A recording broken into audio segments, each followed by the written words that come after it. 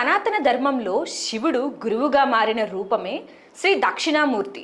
లోకంలో ఏ గురువైనా మాటలతో శిష్యులకు జ్ఞానాన్ని బోధిస్తారు.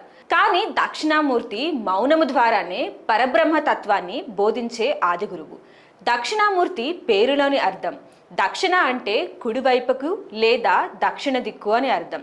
మృత్యువుకు అధిపతి అయిన యముడు ఉండే దిక్కును చూస్తూ కూర్చోవడం వల్ల తనను నమ్మిన వారికి మృత్యుభయం లేకుండా జ్ఞానాన్ని ప్రసాదిస్తారని దీని అర్థం. ఆయన కుడి చేయి చూపుడు వేలు బొటన వేలు కలిపి చిన్ముద్రను ప్రదర్శిస్తుంది.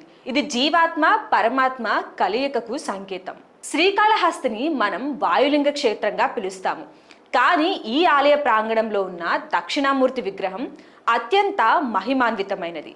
సాధారణంగా శివాలయాల్లో దక్షిణామూర్తి ఆలయ గోడ మీద చిన్న విగ్రహంగా ఉంటారు. కానీ శ్రీకాళహస్తిలో ఈయనకు ప్రత్యేక ప్రాముఖ్యత ఉంది. ఇక్కడ స్వామివారిని దర్శించుకుంటే మనస్సులోని అశాంతి తొలగిపోయి బుద్ధి వికసిస్తుందని భక్తుల నమ్మకం. ముఖ్యంగా విద్యార్థులు మేధావులు ఈ స్వామిని తమ ఆరాధ్య దైవంగా భావిస్తారు. వారంలో గురువారం గురువులకు అంకితం చేయబడిన రోజు. శ్రీకాళహస్తిలో గురువారం నాడు దక్షిణామూర్తిని దర్శించుకోవడం ఒక అద్భుత అనుభూతి. జాతకంలో గురుగ్రహ దోషాలు ఉన్నవారు, సంతాన సమస్యలు ఉన్నవారు లేదా విద్యలో ఆటంకాలు ఎదుర్కొనేవారు ఈ రోజున స్వామిని దర్శించి ప్రదక్షిణలు చేస్తారు.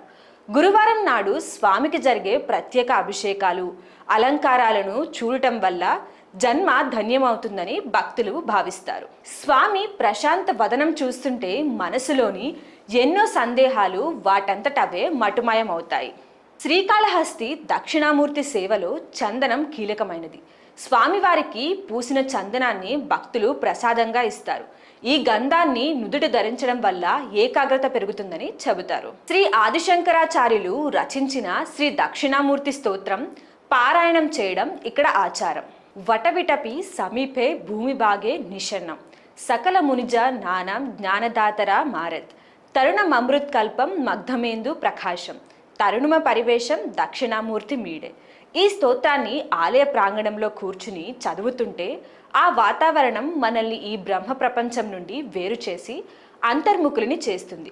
మౌనంగా ఉన్న గురువు దగ్గర శిష్యుల సందేహాలన్నీ పటాపంచులు అవ్వడమే ఈ స్తోత్రం యొక్క సారాంశం. శ్రీకాళహస్తిలో దక్షిణామూర్తి దర్శనం అంటే కేవలం ఒక దైవ దర్శనం మాత్రమే కాదు, అది మనలోని నేను అనే అజ్ఞానాన్ని తొలగించుకునే ప్రయాణం. ఓం నమ శివాయ. ఓం దక్షిణామూర్తియే నమః.